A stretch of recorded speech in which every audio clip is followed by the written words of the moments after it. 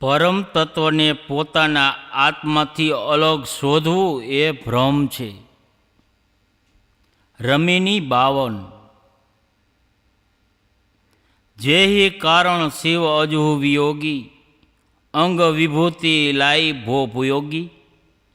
શ્રેષ્ઠ સહસ્ત્ર મુખ પાર ન આવે, સો અબ ખસમ સહી સમુજાવે. એસી વિધિ જો કહવે ધ્યાવે, છઠીએ માં દર્શત્સો પાવે.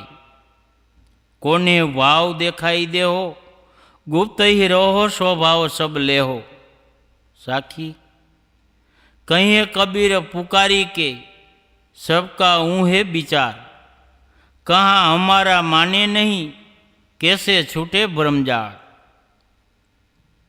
આનો ભાવાર્થ, લોકધારણા મુજબ જે પરમ તત્વ માટે શિવજી યોગી બનીને શરીર પર રાખ લગાડીને આજ સુધી ફરે છે, પરંતુ હજુ પણ તેમનો ભેટો તો થયોય નથી. આજે પણ તેઓ પરમ તત્વને મેળવી શક્યા નથી. અને શેષજી તેમના હજારો મુખાઓ દ્વારા વર્ણન કરવા છતાં પણ તેને પાર પામી શક્યા નથી. તે જ કુળ માલિકને આજના ગુરુઓ સાચે સાચું સમજવાનો દાવો કરે છે, અને તેઓ કહે છે કે આ રીતે જ મારું ધ્યાન કરશે અથવા મારી બતાવેલી પ્રક્રિયા પ્રમાણે ધ્યાન કરશે, તેમને તેમના મનમાં દર્શન થશે. હું કોઈ પણ રીતે દેખાઈશ. હું ગુપ્ત રૂપે રહીને તમારા મનના સ્વભાવની બધી જાણકારી રાખીશ. એટલે કબીર સાહેબ સૌની વચ્ચે ભારપૂર્વક કહે છે કે સૌના એક જ આ જ વિચાર છે કે ગુરુ ભગવાનના દર્શન કરાવી દેશે. મારી આ વાતને લોકો માનતા નથી કે મનમાં જે કાંઈ દર્શન થાય છે તે માયા છે. પછી એમના ભ્રમબંધન કેવી રીતે છૂટે? વ્યાખ્યા આ પ્રમાણે છે. જે બ્રહ્મ તથા માલિકને શોધતા શોધતા શિવશેષ વગેરે હારી ગયા અને તેના વિશે કોઈ ચોક્કસ નિર્ણય ન આપી શક્યા તથા તેને પ્રાપ્ત પણ ન કરી શક્યા, તે બ્રહ્મ માટે આજના ગુરુઓ તરત તેના દર્શન કરાવી દેવાનો દાવો કરે છે. સો અબ ખસમ સહી સમુજાવે.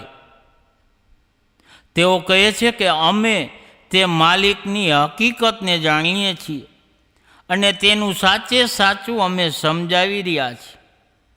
તેઓ કહે છે કે જે પદ્ધતિથી અમે તમને ધ્યાન કરવાનું શીખવીએ છીએ તે પ્રમાણે ધ્યાન કરો તો તમારા મનમાં તેના દર્શન થશે. મોહ કહ આવે ધ્યાવે, દિખાઈ દેહો ગુપ્ત ही रहो, સ્વભાવ સબ લેહો. આ ચારેય વાક્યસોમાં પેલા પુરુષની ક્રિયાના રૂપે મારું ધ્યાન કરો. હું દેખાઈશ, હું ગુપ્ત રહીશ તથા તારા સ્વભાવની હું જાણકારી રાખીશ.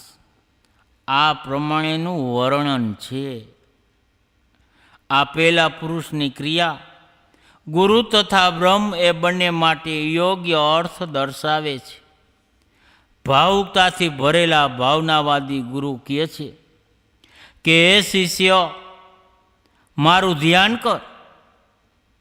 હું તને કોઈ પણ વેશ કે રંગ રૂપમાં દેખાઈશ અને ગુપ્ત રૂપે રહીને તારા મનની બધી જાણકારી રાખીશ.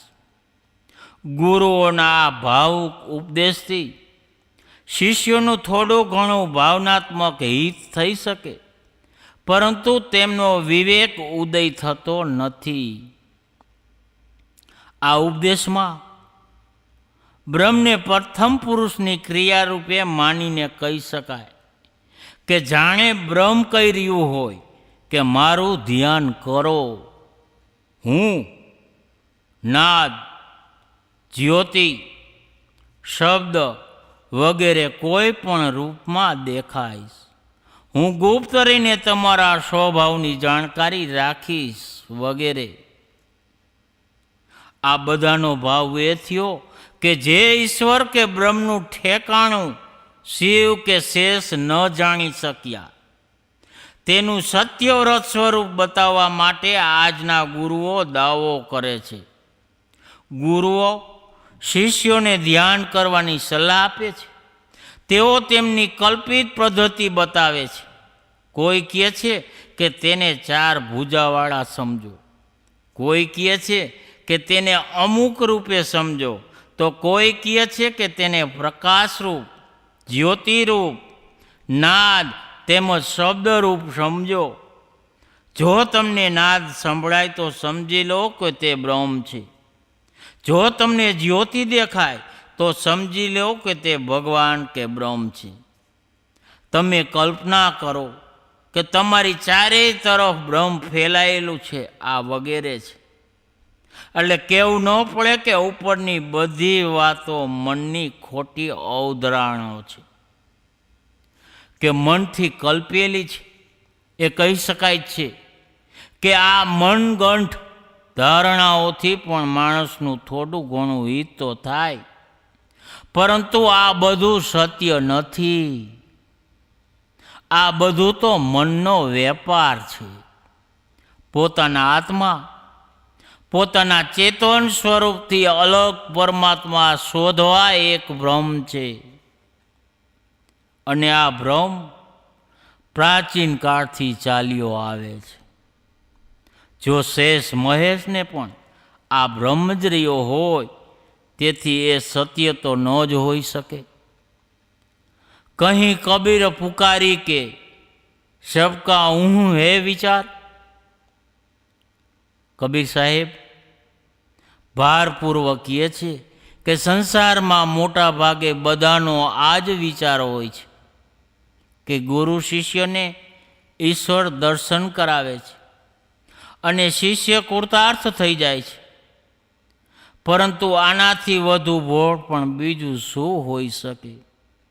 ખરેખર ગુરુઓના ઉપદેશ મુજબ મનુષ્ય તેના મનમાં જે કાંઈ ધારણા બનાવી લે છે તેને જ ધ્યાનમાં જોયા કરે છે અને તેને જ તે ઈશ્વર દર્શન માની લે છે. પરંતુ વ્યક્તિ જે કાંઈ મનમાં જુએ છે તે બધું મનની ખોટી અવધારણાઓ તથા કલ્પના છે.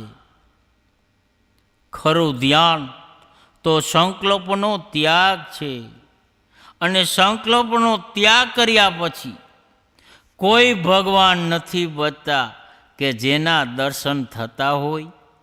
કેમ કે બધા જ ભગવાન તો મનની કલ્પનાઓ છે, અને સંકલ્પોના ત્યાગમાં તો મન જ શાંત થઈ જાય છે. માટે દસ્ય માત્ર સમાપ્ત થઈ જાય છે. પછી શું રહી જાય છે? પછી રહી જાય છે ચેતન આત્માદેવ, જે સ્વના રૂપે મોજૂદ રહેશે અને તેની સાથે શાંતિ રહેશે કે તે તેનું અભિન્ન સ્વરૂપ છે. કહા હમારા માને નહીં, કેસે છૂટે બ્રહ્મજાળ. સદગુરુ કબીર સાહેબ કહે છે કે હું કહું છું કે મનના વેપાર છોડો અને તમારા સ્વરૂપમાં સ્થિત થાઓ. પરંતુ લોકો મનના વેપારમાંથી બહાર નથી નીકળતા. તેઓ એમનું ભ્રમ બંધન કેવી રીતે છૂટી શકશે?